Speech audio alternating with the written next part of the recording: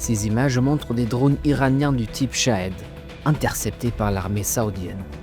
Depuis le début de la guerre au Moyen-Orient, l'Iran les lance par milliers sur des pays voisins.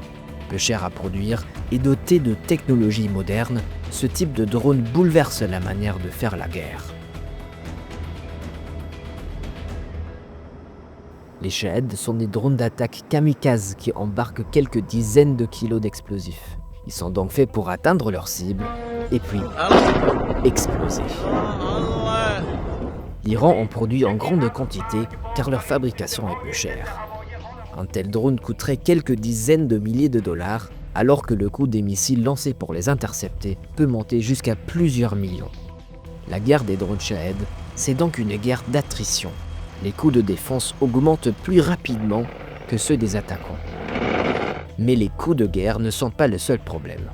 Il y a des modèles de Shahed qui sont capables de voler à l'aveugle. Dans certaines configurations, le drone peut ne pas utiliser le GPS pour sa navigation, ce qui peut empêcher l'ennemi de le brouiller. Allié de l'Iran, la Russie utilise aussi des Shahed dans la guerre en Ukraine.